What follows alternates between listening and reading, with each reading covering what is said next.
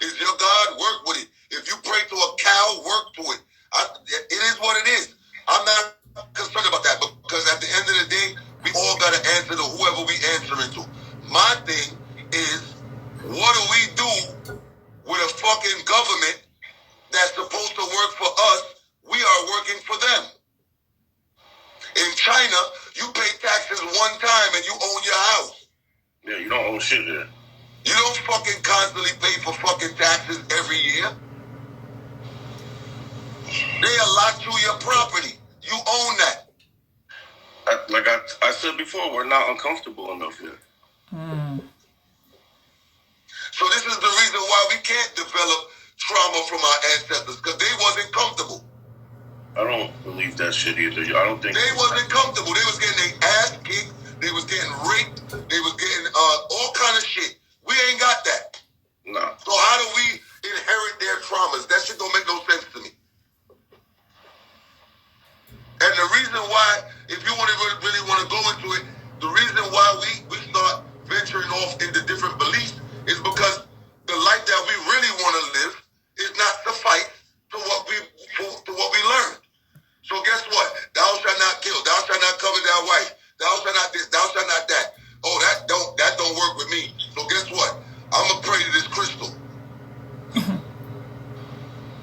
That don't work for me. So I'm gonna put some copper around my neck. But like I said before, everybody got their own agenda. And if it don't meet as a group, nobody's on the same direction. Because if we say, yo, like you said, why we all gonna just call out and not go to work? Because somebody like, I still got to pay my bill.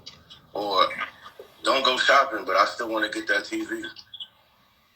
It don't meet their agenda. So it's never going to happen. Unfortunately. Maybe not in this generation. I don't see it happening in my daughter's generation or my son's generation. So, anytime we've ever done it, somebody's bucking the system, man. But I just don't see. I don't see how you win a fight. That's why I call them the shaky warriors, bro. But I don't see us winning a fight that we already. Not to say we the underdogs, but it ain't our system. We just pieces on the board. It ain't our game. So how you expect to win? You know what? I ain't gonna lie. I like being considered the underdog because that means you underestimate my abilities. Yeah, but at the end of the day, you also gotta understand that first of all, you're not gonna beat me at a game that I made the game, bro. Exactly. I made the shit. How you gonna beat me at my own game? I'm only gonna let you get as far as I want you to get. You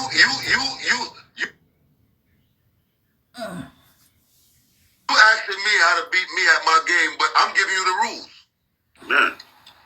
That's like you ever played Uno with a bunch of fucking drunk niggas? Niggas start making up shit. I could put a 4 on the 2.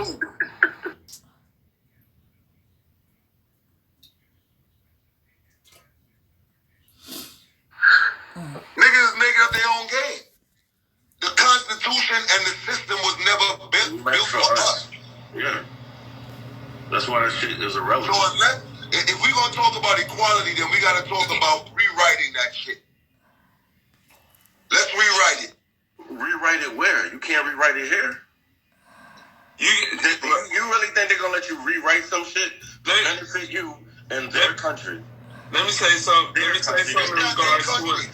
But I'll say this in regard to what Majah just said, right? And it takes really studying for real, like to really say, I want something different, right? There's ways that you can protect yourself or protect your family. I talk to people about doing a trust or, like most people don't even know that there's a black passport. Most people don't even know that. You can actually get a black passport. I don't want it. I do not want a black passport. I don't want that shit. Keep it. I don't want none of that bullshit. I don't want no fucking sovereign nothing. I don't want none of that bullshit. Because at the end of the day, bro, that doesn't mean nothing, bro. None of that shit means nothing. Yo, go on YouTube and see how much niggas talking about they sovereign this, sovereign that. And get locked up. Go to jail, nigga. I ain't talking about no sovereign, though. I'm about to break this fucking window and send your sovereign. I'm talking about stuff that actually is recognized. I'm a more, and I'm a this, I don't do none of that. And I'm a this, I'm a that. I don't want none of that, bro. If we want to make a difference and we want to make a change, we got the ability to do it. We just not unified enough to do it. But can I ask you a question? Aside from I'm mad that this lady sent the request and it ain't even come up. Ali Joseph. I got a question. So, from the Caribbean, they say we cultured, right? We got a different upbringing. Mm-hmm.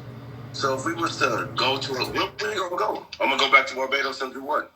All right, so I'll say this. Go back to Africa. What we gonna do? They don't like us in Africa. I'll say this, right? Well, the reason why Gaddafi is not here because he had a plan for Africa, right? I know that. So I'll say this. I don't believe in we're cultured and Black America this and Black America that. I don't believe in that because the reason why I don't believe in that is because the ancestors that fought in Haiti and Jamaica and all those other places, they came here, bro. Well, how you think South Carolina got Geechee people? How you think New Orleans is Creole people? Mm-hmm. Bro, the reason why they gave us titles as African American and Negro and Black and all this shit is to disconnect us from this land, to make you feel like you have no right and no reason to be here, right? So that's why they don't have a title, but we do. They give us this back to Africa story, bro. There's no way in the world back in those days that all the Black people that were slaves came from Africa. No, I know that. I don't believe that. I know that. We was in places already. Christopher Columbus came and saw niggas on this land already, bro. I think Mansa Musa came here before Christopher. Yep. Yeah. I know about that already. But they taught us that Christopher Columbus discovered. Yeah, Christopher Columbus was lost. It was a Black man navigating the boat. Yeah. I just I don't know what the plan is. Like, what's going to take? There's no 5-year plan. We're not going nowhere. Okay, so we need a plan. But all right, so we need a plan, right? So who's going to be the first one to go out there and do it? Because you know what happened to the first one to go out? You was targeted. You the one that's going to get taken out. So who's going to volunteer to be the first? That's the problem right there. Nobody want to be the first one. I'll volunteer. Huh? I'll volunteer. But that's why it needs to be a unified move.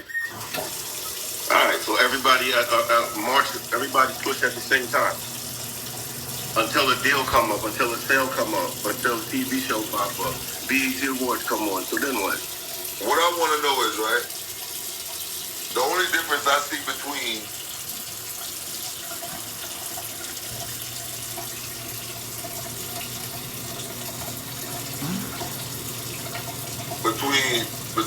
these kids, because these like that. The only difference I see between them and us is that they're not getting paid to be at school. They walking out. They don't give a shit. Yeah, they don't care about a lot of shit. They don't want to be at school anyway. They just different. But then we look at it like they wilding out. I'm not gonna hold you, bro. We gangster when it comes to another Black man or another Black woman, but we pussy when it comes to the system and when it comes to making a difference for us as a people and in our community. That's how I look at it. But what's the... Y'all there to talk. Let me go get my thing. What you call community though? What's like? I don't understand. There's no structure. Okay, let me share this with you, bro. Like, so for 6 years, right? This is what I was trying to say earlier. For 6 years, I was in the education system. Right?